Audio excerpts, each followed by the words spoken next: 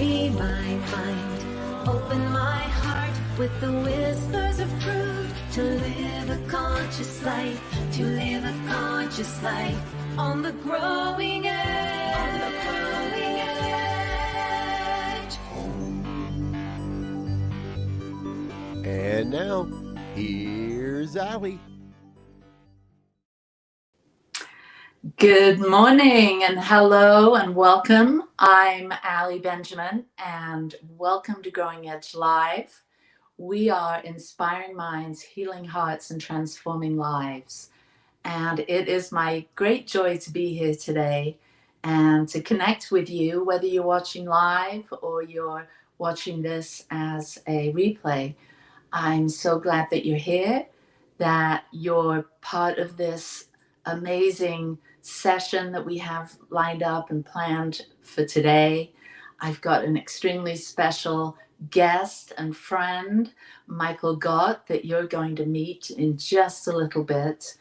And for those of you that are new here at Growing Edge, we're all about sharing the lives of interesting, soul-centered individuals that are channeling their time, their energy, their love, their resources into doing good works in the world. These individuals are making a difference, and they are inspiring people to, just by their presence, whatever it is that they're doing, to be more creative, be more adventurous, and be more authentic. So I'm really glad that you're here. And I'd like to start with my first segment, which we call Ask Allie. And so today I have a question from Jade. And Jade says, I'm really struggling with what's going on in the world. I am feeling even worse when I watch the news, but I think that I should so that I know what's going on. I'm feeling helpless and frightened. What can I do? Wow. Well, Jade, I think this is how many of us are feeling at the moment. There is a lot going on in the world. There's what's going on, to so many people that is causing suffering and struggling. And none of us like to see this. None of us like to experience it ourselves. And those of us that are on a spiritual journey, we have this desire to help, to pray, to support those that are struggling in any way that we can. And so I get this. And yeah, it's really hard to not turn on the news, to check to see what's going on, especially if there's a world tragedy or something that's going on that affects us globally or in our community. It's really hard to resist that temptation to turn on the news. And so we do, or maybe we read articles, the newspaper, and find out that way. Or maybe we have friends that are more tuned in or informed than we are, so we may go to them. But you're asking me, and I'm a minister, and you're saying, what can I do? And there's a lot that we can do. And I always say, follow your heart. If you feel like checking it out online or reading the news, then do that. But make sure that you don't do too much of that. Too much of anything is not good for us. So if you're feeling that feeling, and it's always important to feel our feelings and to honor those feelings. And so if there is that desire, check it out, get informed in any way that you can. But what can you do for yourself? Because remember, we're all responsible for our own experience. We're all responsible for our own spiritual journey and our own evolution. And so knowing that, that's an important first step. What can I do myself to make a difference in my life? Because we're all connected. We're all a part of this one life. And this is what we're taught in New Thoughts. This is what we're taught as we start exploring our spiritual connection and our oneness, that what we do here in this body affects everything. We see it in our family, that if there's someone miserable in the family, it affects everyone. If there's someone that's happy in the family, it affects everyone.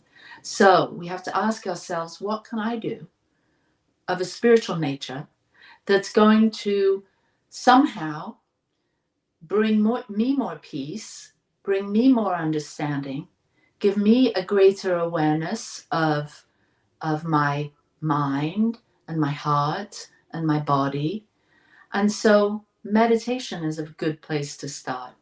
When you're feeling triggered or upset or overly emotional by something that's going on in the outside world or your family, taking some time just to be with yourself and center and ground yourself in the presence. Call upon that greater presence that you are, the I am presence, the God energy. And just take a few breaths and breathe into that and feel the difference, the subtle shift that occurs when we give ourselves permission to bring our awareness from the outside world to the inside world, where we have the most intimate relationship with life and with God and our own divinity. It's right here. And so we turn our focus of attention inside and we make that connection and we feel that presence and that subtle shift of awareness, that shift of attention, that shift can be felt. It can be felt in the body. And then there's that centering ourselves in the heart, really bringing ourselves into a place of awakened presence in the moment. And feeling, when we're centered in the heart, there's a feeling of love and appreciation. And when we're grounded in our presence, when we're rooted and connected to the divine, and then we bring our awareness to love and appreciation for this connection, for this presence, for this life, then what's going on the outside doesn't so much affect us. That's not saying we're doing a spiritual bypass or we're denying what's going on in the world. It's just a way of taking responsibility for our own energies. And so ground ourselves in our body, get a real sense of our relationship with the divine, open up our heart to love and appreciation.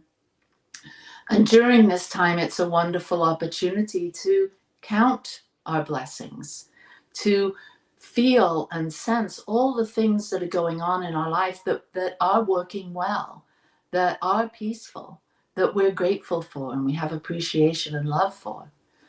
And then we center ourselves in mind. We bring our thinking mind down into our hearts and we get a sense of what am I thinking?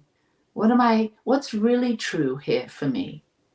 And if there's questions about what's going on in the world or a struggle that you're having in a relationship or something that's going on in your family or your workplace that's causing you trouble, you can ask questions from this heart space, from this grounded sense of presence where you feel that connectivity to divine guidance. And so you bring that surface mind, that questioning mind, that curious mind into the heart space and ask, what is this for me? This war, this struggle, this losing a job, this having a diagnosis, this relationship issue that I'm having. What is this for me? And when you ask that kind of a deep soul-searching question, once you've been established your grounded presence, once you've opened your heart and you've invited your mind and these questions into the heart space, then you can get a clearer, soulful answer and you can hear it. And so this is a way that we can explore some of the fears and the doubts and the uncertainties that are going on as we go about our life and that just kind of overtake us without us realizing some of these troubling thoughts. And we can bring them into a safe place and we can explore that answer with our higher self, with our soulful self. And when we're in that place and we're really receptive and we're asking earnest, serious, questions that our ego is wrestling with, we open ourselves up to receive some real deep guidance. Now this takes some time, and this takes some intention and attention. And many of us get so busy with our lives, and when these troubling things come up, when things are going on and we don't really know what to do about it, we don't have the answers, we tend to fill ourselves up by doing something. We can be overly attached to action, staying busy, playing roles. We can be overly attached to watching the news or scrolling on social media or whatever other addictive behaviors that we use to numb ourselves or distract ourselves from truly being with ourselves and asking ourselves evolutionary questions that cause us to find not temporary peace, not temporary fulfillment or satisfaction or comfort, but permanent, deep, lasting ease and meaning and flow.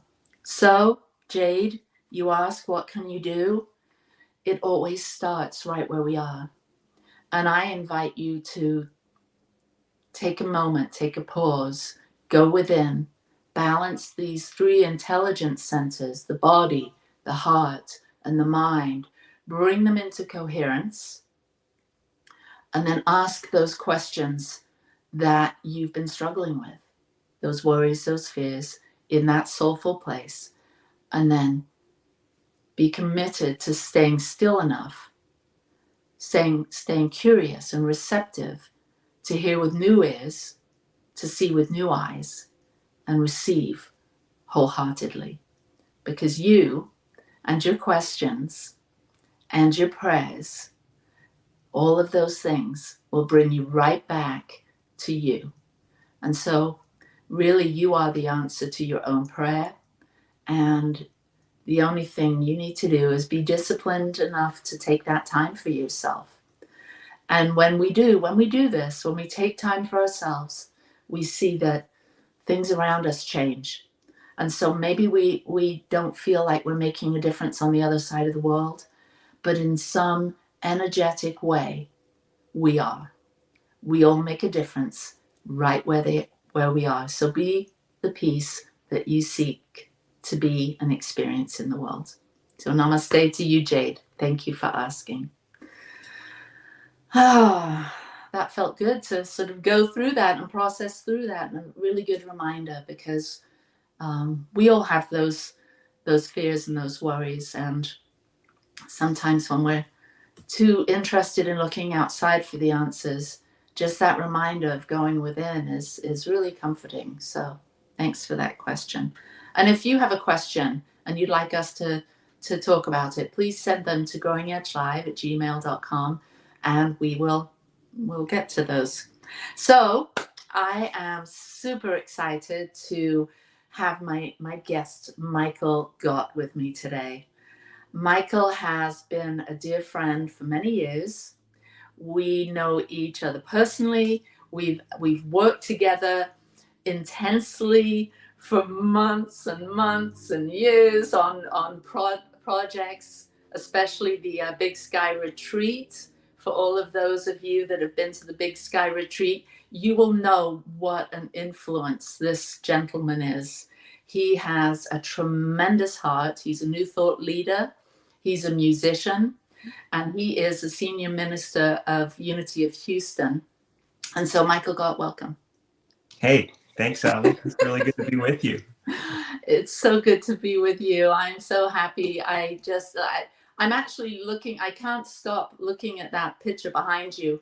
And I know where that is because I was just there. That's at Unity Village. In the Peace Chapel. Mm-hmm. Yeah. I just was there with the ANT and Anton annual retreat.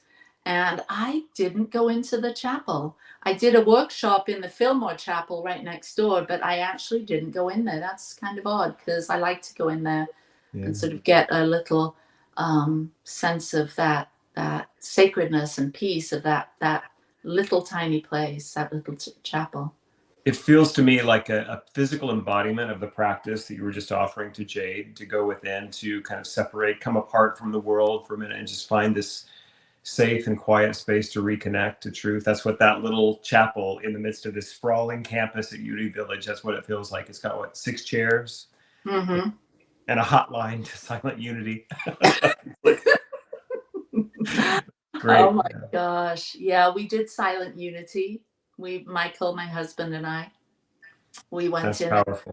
Yeah, and spent 30 minutes up there in the prayer tower, just holding the high watch for those that are that have sent in prayer requests, and just praying in general, just holding that space for us humans here on this planet. Yeah, it feels good to go somewhere so sacred and special, with the intention of going deeper and connecting. So yeah, and you and I have connected there too. You've been the keynote there, and played some of your amazing music for the Anton community. And Right. But before we get into what you're doing in the world, I'd love to share you with my guests here. And I just want to say hello to everyone that is jumping on, and knowing that you've got your community that are watching too. So we say hello and welcome to all of you. So what's your spiritual path been? Where I know you're the senior minister of Unity of Houston. That's a big deal. And I've been there. I've seen it. Like, that's a huge job, and requires so much of one person. Well, and your team. I mean, you've got so many people Got a that you work great with, team. obviously. But to be holding that role, to be holding that consciousness, that takes something. I mean, how did you get there? Right? I mean, tell me Well, I about would just where say those it was started. never on my vision board. I never intended to do this. It was not something, but I will say, when I was young, I grew up in a strong faith in the family and in our community. It was evangelical Christianity. So it became at some point kind of too small. And I wasn't, when I got, honest with who I was, my sexuality and just sort of me, there wasn't room for me there. The welcome wasn't quite there. So I was kind of set adrift for a few years. I came out when I was 19, and I ended up somehow still graduating from Oral Roberts University, a very conservative Christian college. And then for the next, I don't know, really from the time I was 19 till I was 28, I was exploring, but that old song, looking for love in all the wrong places, and developed a lovely little alcohol addiction, and just but also became a musician. I've always done music, but I was singing in a bar in Dallas, Texas, a gay piano bar, when Reverend Marty Bacher came in, who at that time was senior minister at the First Church of Religious Science in Dallas, now CSL Dallas. And I thought he was going to ask me on a date, and he asked me to come sing at his church. And what I always say is, like, I thought, what kind of a church sends their minister to a gay piano bar to find singers? And I thought, maybe I found a church. I don't know. So I showed up, did a couple of show tunes, and I didn't understand a word of these new thoughts, but it did feel kind. It felt loving. I didn't feel any of the judgment that I had in churches. And the check cashed, so I kept coming back. And eventually the teaching began to kind of seep in. And so in that year, I also made my first serious attempt at recovery. There was a relapse later, but it was that year. And I'm not a woo-woo guy, but then I am. These cycles of 7 years seem to play really big impacts in my life. And so that at 28, a big shift, that I found recovery and found new thought, and the journey began. And I was doing music. I began to write music for our movement, record albums, and my life began to expand a bit. I began to be able to I was invited to sing with some very well-known people and to do some big things, and kind of raise my profile a bit. And then in the midst of that, my minister, after Marty left, we had another minister, and then Reverend Dr. Petra Weldis is my dear friend and prayer partner for all these years. And she had established not a chapter, I can't think of the right word, a smaller ministry school from the Denver campus at Mile High, and satellite was the word I was looking for, and was looking for students. And I think I was already in practitioner training, and she said, you should consider ministerial school. And I said, over my dead body. I had no interest in doing ministry. Although I had felt the call to ministry in that earlier evangelical world when I was 15. And so something in me knew that the spiritual leadership path was for me. So I said yes. I didn't want to. It wasn't no. I didn't say yes. I said no. But then I was doing music for a conference in Atlanta, a New Thought conference and Circle of Love gathering. And the dean of the Holmes Institute at that time was the United Church of Religious Sciences ministry school. She was there, and she was doing like a Q&A for any people curious about ministry school. And because of that conversation that irritated me with Petra, I thought, well, at least I should go have this conversation. And I walked in, and Dr. Lynn said, Michael Gott, what are you doing here? And what I said was, and I think this is verbatim, memory is tricky, but I think I said, well, I've been feeling that there's a next indicated step for my journey, and I think this might be it. And as soon as I said it, I felt that cosmic click, and I was so disappointed. I didn't want to do ministry because I had an idea of what that was. And also because, frankly, I had seen so many Christian ministries just crash on the rocks of ego and just human weaknesses, and with sex and money and all the things that people get into. And I knew that I was not like this exemplar of virtue in my life. I just hadn't been. And I did not think that this was a good idea for me to go into ministry. But I felt it, and I thought, well, I'll explore it. I don't have to become like a pastor. I don't have to become like a senior minister, but I could be like this cool recording artist, concert giving minister making music. And so that was the plan. And again, the universe goes, ha. Cut to a few years later, I'm a minister working at CSL Reno. I was running the music program there with the amazing Joe McKenna and the senior minister, Reverend Lisa Garcia.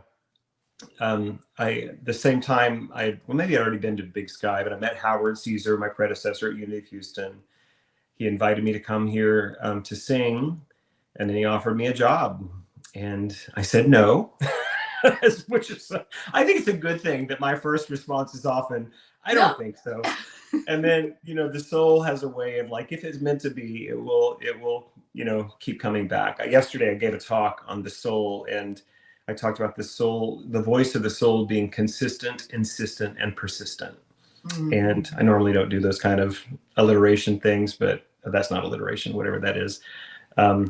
Is that assonance? I don't know what it is, but that was true. And then a few months later, I realized this might be something for me to explore.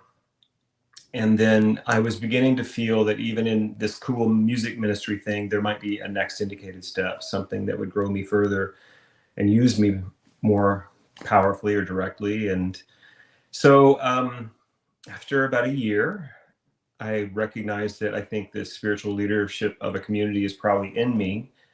And at that point, I'd fallen completely in love with the community of Unity of Houston. And I had no idea if Reverend Howard saw me as a potential successor or whether or not he had any plans to step down at any point. But I just asked him, I'd asked him for a performance review. And in that review, I just said, Howard, I love being here. I love the work I'm doing. And I'll do this for 2 more years without changing a thing. But I can just feel that I'm going to need to keep evolving and growing. And so if there's not something larger for me to grow into here, I'll probably leave after 3 years. And then he said, what do you think about my job?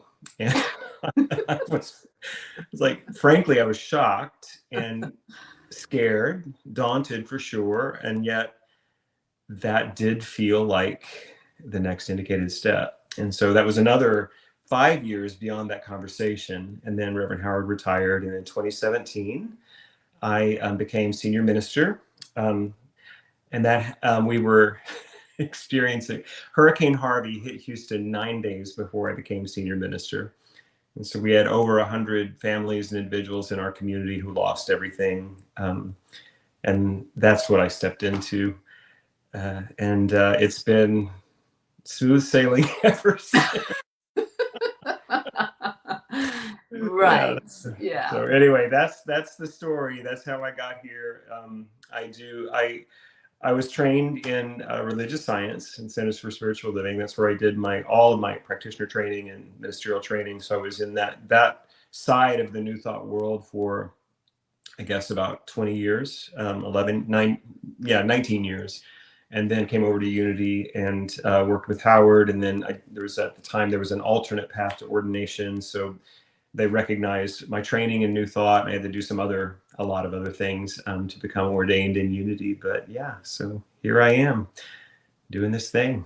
So here you are, a CSL minister or a science of mind based minister, now fully orbed as a Unity minister. Is there a difference as you've seen it, as you've been involved in so many different churches through your music and through just your life experience? Is there a big difference? Well, that's a good point, that every community is different. Every community has its own culture and just shape of the soul, and that's been really true. Just traveling to all those different communities, both in Unity and in CSL all these years, and independent New Thought churches as well. I do think there are some sort of broad stroke cultural differences between Unity and CSL. And also there are big differences between International and United on the CSL side. And now that's all one organization, but those differences are still present. And but I think the philosophy is 100% in alignment. They may use different language to describe the creative process, but it is the same philosophy and teaching. The Fillmores and Ernest Holmes share a common teacher, and Emma Curtis Hopkins, and I think Ernest Holmes he came along later. So I think the teaching itself, the movement had matured a bit by the time he wrote The Science of Mind. Does feel like, and so I feel like I get to bring the best of both worlds. And sometimes I do have to translate a word or two here and there. And then there are times that I don't agree with either Charles or Myrtle or Ernest. I just well, here's my take on it. So I do that too. Well, like Ernest Holmes said, open at the top, right? I mean, we're always in this evolutionary process. And I mean, having a new thought is like the very premise of new thought. And so, of course, you're real time sharing new thoughts. And so when I came to Unity of Houston, and I got, just blown away by the amazing awesomeness of not just the structures, the buildings, but the community. I mean, you've got a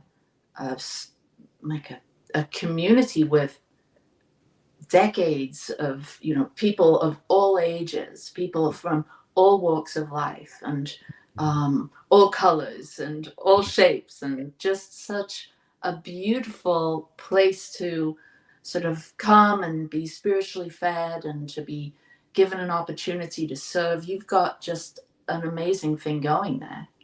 And I'm so grateful.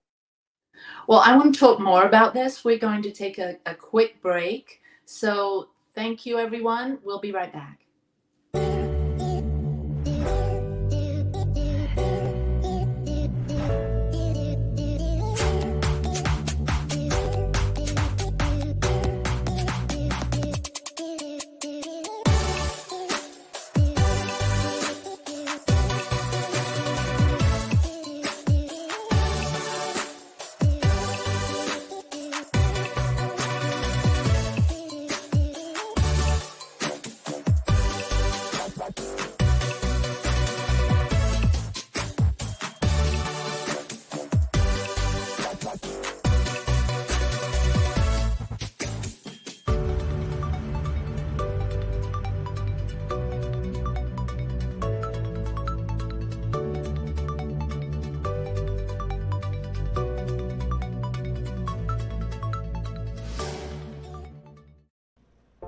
Please help us say thank you to our organizational sponsors, including the Hepperlin Foundation, Affiliated New Thought Network, International New Thought Alliance, Science of Mind Archives and Library Foundation, Center for Spiritual Living Denver, Center for Spiritual Living Midtown, New Thought Philadelphia, Planned Happiness Institute, Summit Center for Spiritual Living, One Heart Retreats, Center for Spiritual Living on the Lake, Unity Spiritual Center, Kitchener, Holmes Center for Spiritual Living, La Mesa, Satya Center, Center for Spiritual Living, North Jersey, Unity of Savannah, and Center for Spiritual Living, Seattle, as well as all of our individual donors.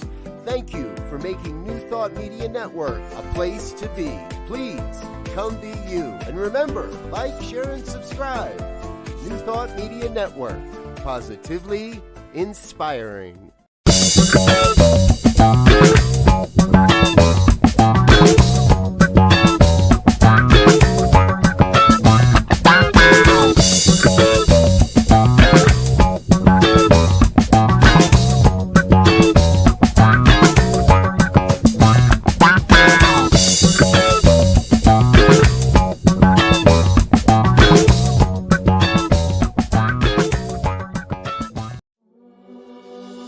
Free my mind, open my heart with the whispers of truth. To live a conscious life, to live a conscious life on the growing edge. On the growing edge.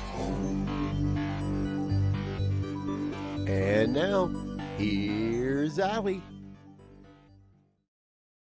We're back. Yeah.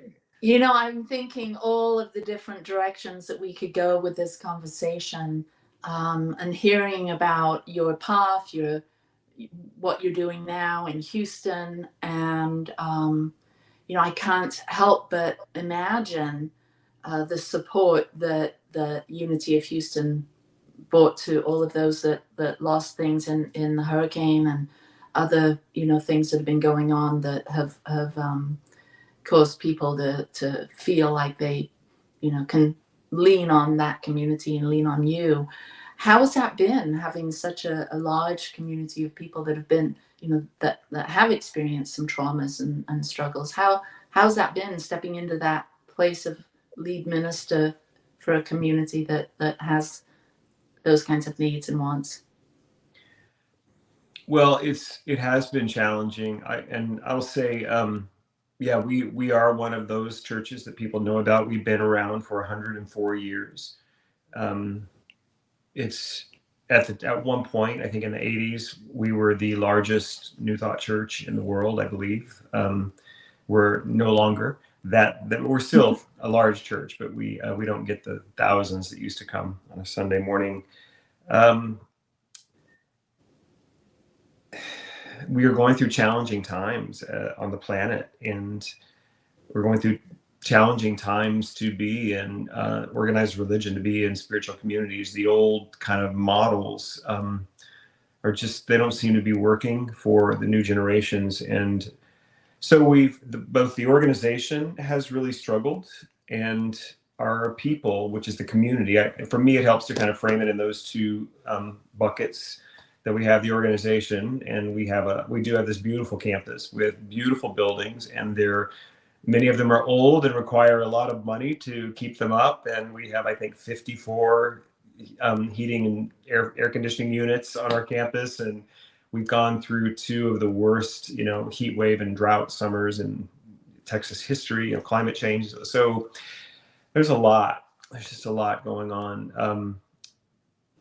And it has been difficult for me, who has really, I had no intention to lead an organization like this. I've had a deep love for a spiritual community that was really engendered in me when I was young in the small little country church I grew up in. But I saw the power of it. I saw when my parents, when they gave to the needs of others in that community, how blessed they were by that process, and how it was there's a lot of reciprocal blessing in being in a spiritual community. So I loved it. And yet it's been a challenging time. What I can tell you is that, well, let me just say this about that organizational side. Last summer, I took a 2-month sabbatical. I was in Ireland. We had a major infrastructure fail at our community. It was just air conditioning units went out.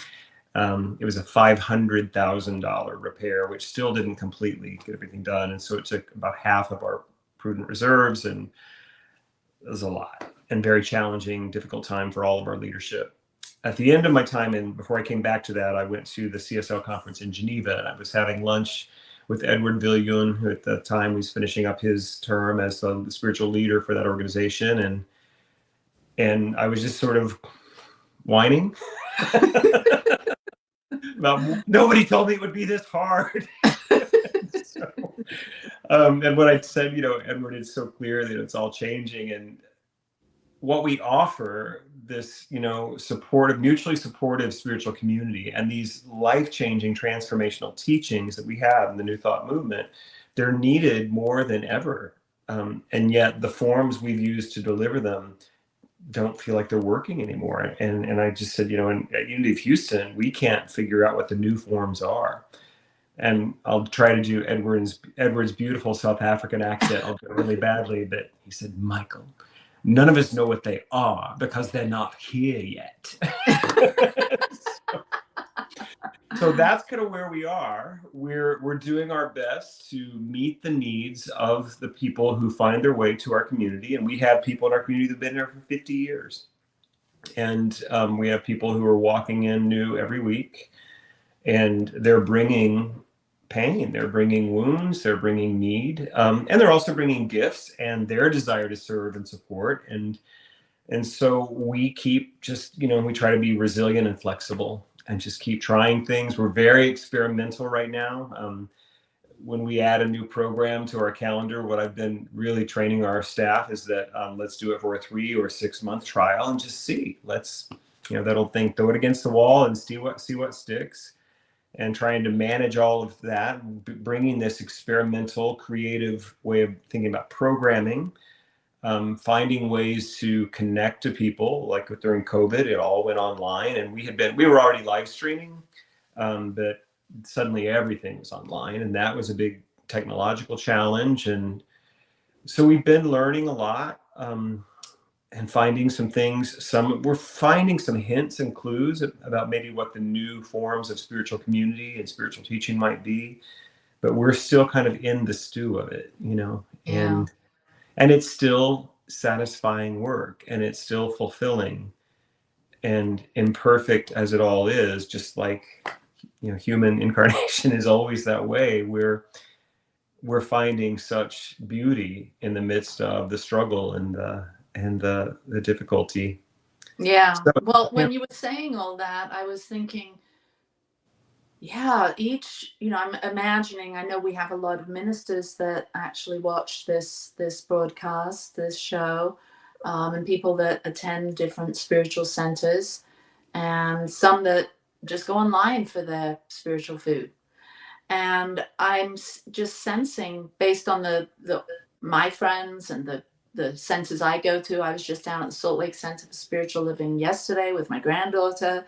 And that was great. But I'm seeing that each church, each center has its own path through these troubling times, depending on the size, depending on, the services that go on within those organizations, that we're all on our own journey. And so I want to switch gears a minute, and we can't not talk about you as a musician. Okay. And I noticed one of our viewers said, any new songs in the works? So just noticing that. Any new song on the horizon? That's from Fiona. That's hard. Yeah. That's my dear Fiona Strafford from Geneva, Switzerland. Hi, Fiona. New music is being written now, and probably a new album next year, I think. Yeah. Beautiful. You've touched so many of us with your music. I mean, being a part of the Big Sky Retreat with you for a decade, and seeing the impact that your music and even other musicians that come in, you know, they play your songs because you've made such an imprint in the heart of New Thought. Talk a little bit about your music and where are you with that now, as you've, you know, so much of your time and energy, effort, resources go into being a minister, you know, and running a big organization. Where does music fit? And, you know, yeah, so we'll start with that. Where does music? Well, I did an album. I used to do about an album every year, or every couple of years. And then I finished, I think I didn't do one right about when I started ministerial school. I think I did one or two albums. That would have been about 2006. And then I released an album at the end of ministerial school, 2009. And then actually I was working on it. It didn't actually get released until 2011 or 2010, something like that. Yeah, because I know I worked on it in Dallas and in Reno. And then but I didn't do another one until last year. So 2022. So there was a big gap there. And what I was joking with people is like, yeah, this whole ministry thing is really getting in the way of my career. So, yeah, it has taken a lot of my resources, time and energy and focus. And while this work it's growing me. I used to say, even before I became a minister, I felt this desire to give talks, to speak, to teach, because I felt like there are some things that I couldn't say in a song that I needed to be able to, there was something in me that needed to be expressed in terms of teaching. And then this path has grown me and continues to challenge and grow me and bless me and fulfill me and give me greater insight into who I am and what I'm here to do. And music has taken a back seat, and I don't feel good about that. I don't like that. When I was in Geneva last year with Fiona, Edward led a simple process based upon a video that Reverend David Alt had created about a new pledge of allegiance, basically pledging allegiance to the authenticity of our own being and expressing that more clearly. And Edward led us on a simple process. And in I wrote a new pledge for myself. And then there were three pieces of it. And the last piece was that I pledged to give more time and attention to my first love, which is music. And every time I say it, I get this lump in my throat. And there is something essential to me about music. And I still haven't worked out the puzzle on how to write songs and sing more and create music with my schedule being what it is, and still have time for self-care and nurturing and all that. So I'm still in the question of it, and I'm curious about it, but it is really important. And now I'm working on a book, so that seems to complicate it further, except that I interviewed someone to be my development editor on the book project, and she doesn't know me, doesn't really know New Thought, but she'd done a little research, and she said, I have an idea on how music might be a part of this. And I was like, okay, that feels so. So I think that Spirit is at work, revealing how it is to remain. It's in my heart. It's the very center of who I am and the center of my ministry. It just isn't as present in the in the actual physical world as much as I would like it to be. And in a couple of weeks, I'll be back at my old community in Dallas, CSL Dallas, with my dear friend Lainey Bernstein. She and I will be doing a concert there together, and then I'll be doing the message for Sunday morning. We'll do music for that, and that feels like, well, there's an opportunity for me to get back in music and do that. And so I'm finding places and ways to bring it. I will say that it feels like the most direct expression of my soul. And there are some new songs. One that Lainey and I just wrote. I'm working on a couple of other ones right now. And it's a different level or quality of truth that comes through my music than comes through my teaching. I think both are really important to me, but I think the music is much more who I am, essentially who I am. Yeah. Yeah. When you're talking about, not producing an album for a big period of time, and that, there's something fundamentally like missing, or like when you're not in that creative place. I too am an artist, not a musician, but a painter artist. And Beautiful painter. there's something, thank you. There's something very just so powerful about being in the creative process, like having a connection to your muse, whatever that might be, and being in that deep, intimate relationship with the invisible, the divine, and being able to feel like a channel to bring the invisible into time and space. And so to, not have done that in a while, I'm in a bit of a block too. We just moved. I don't have my art table set up. So I haven't painted in several months now. And there's definitely this calling. There's this tug. There's this desire to express in that way. So when you were in Ireland and you were there on sabbatical, were you there to do writing your book, or were you playing? Do they have a piano where you were staying, or like how? Yeah. So are you like able to tap into the muses of the green, the leprechaun muses of the Greenland? I tapped into something for sure. According to the 23andMe ancestry kit, I'm 86% Irish, and we don't have the documentation, but I know that I think both of my mother's grandmothers, their families immigrated, and I had a deep like soul connection to the land. I was staying in a 350-year-old, very rustic cottage, and there was no piano. I did bring a little folding keyboard that sat in my suitcase, and I did play a little bit of music. I didn't write much. And I didn't write a book, but my intention was that I would write every day and I would develop the practice of writing. And so I did get, I think, maybe the first draft of a book.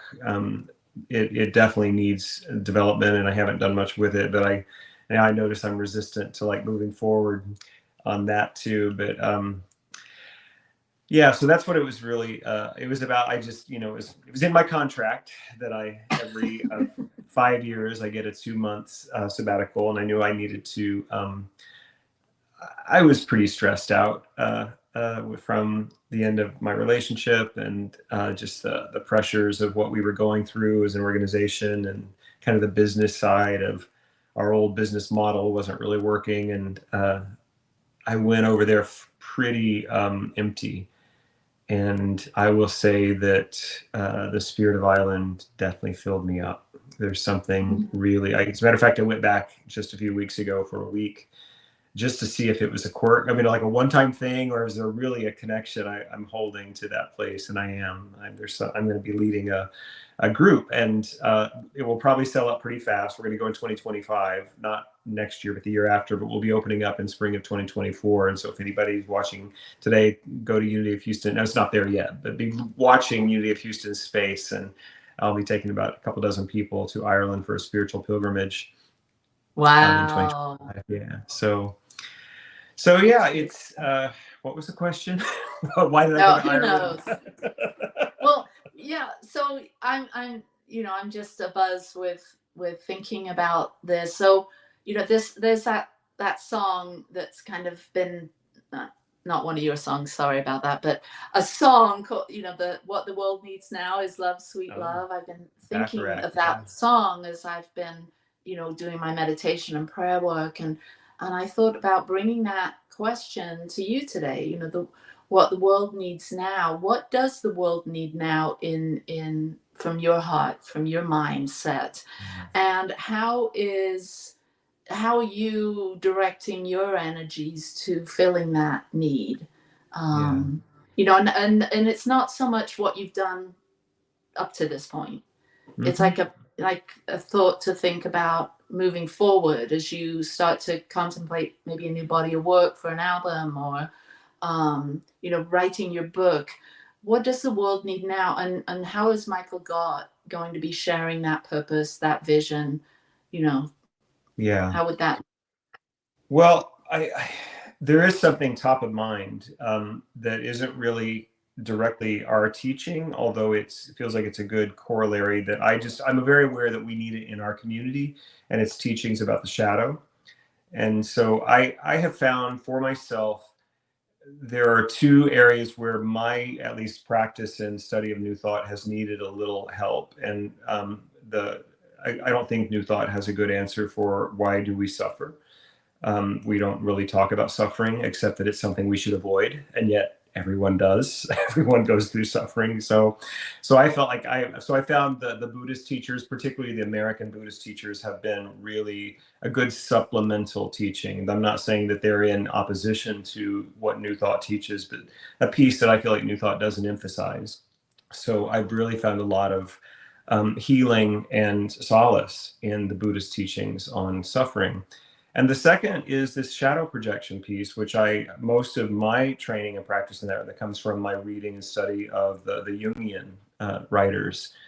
And so that's something that as I have a large ministry team at Unity of Houston. Now, they're not all full-time ministers. Many of them are running other departments in the church, or some are part-time or even volunteer, but there are 9 of us who are ministers at Unity of Houston. And in our meeting a few weeks ago, I asked them to think about what are the things that you think our community, what part of our teaching, or what is the teaching that's needed. And this is the one that I brought, is that we, and I see it everywhere in the world, where people are projecting their pain outward onto other people and other situations. And this vilifying of other political parties or other religious groups, all of that is shadow projection. And, I heard, it was actually in 2016, when Donald Trump got elected, Deepak Chopra wrote an essay that said that Trump is our collective shadow. And I think he's absolutely right. And we can be in opposition to what's out there, but the work to be done is here.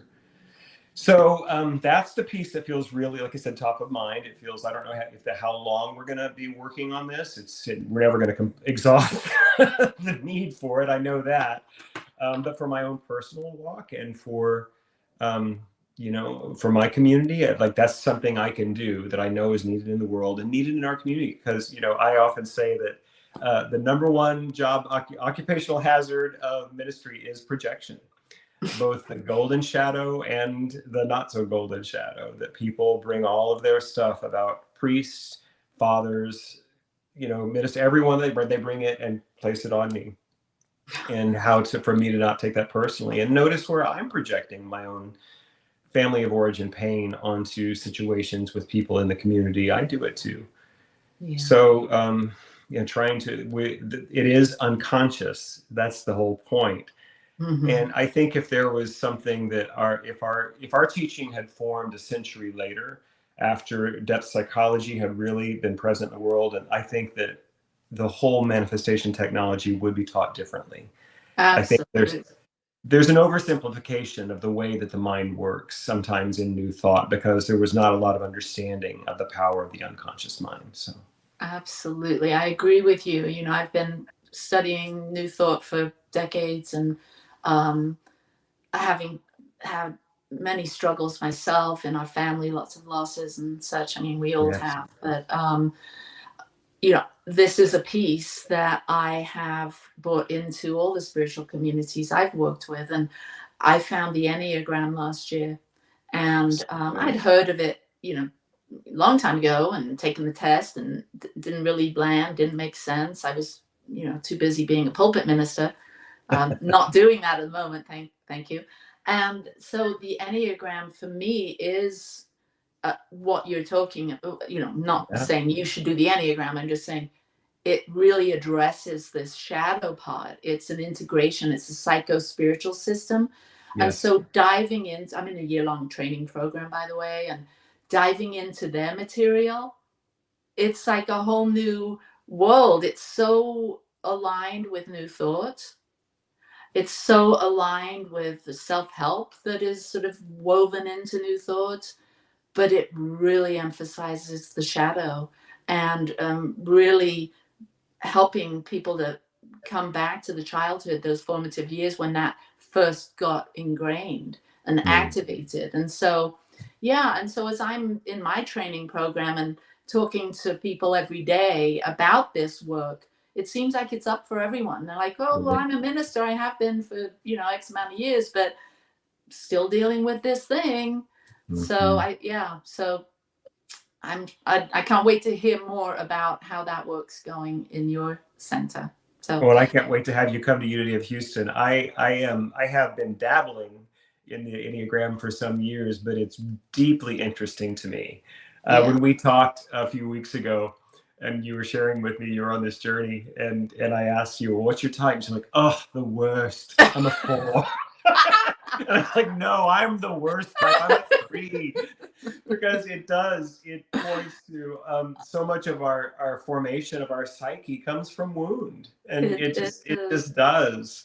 And once that's no longer, so anyway, I think that this kind of work, it doesn't replace our teaching of the indwelling presence of the divine as our central identity. It doesn't, but it helps integrate all of the human journey into this spiritual. And I love, Ernest Holmes said somewhere, and I just love it, that humanity is divinity revealed. And that's my bedrock, is that this human journey is divine, every part of it. I think about, it's hard to say that to someone. I think about, with when your son died, that's something I wouldn't say to you in that moment, this is divine, Allie. But I've watched you go through that experience, and you have revealed the divinity of you and of him and of your whole family in that journey. So the human is divine. Yeah. Thank you, sweetie. Well, thank you so much for being our guest today. I feel like I want to have you back in the future, because we've got such a soulful connection here. And thank you, everyone, for watching. If you've enjoyed Michael Gott, go to Unity of Houston website and follow them to find out about the trip to Ireland, or as you say here, Ireland, or however you pronounce it. And Ireland. And thank you to New Thought Media Network. And most importantly, thank you for our guests. We'll see you next week. We're going to have another minister. The beautiful Melinda Wood Allen is going to be joining me. So thank you, Michael Gott. Thank you, New Thought Media producer Michael. Mwah. See you next week. Bye-bye. Thank you.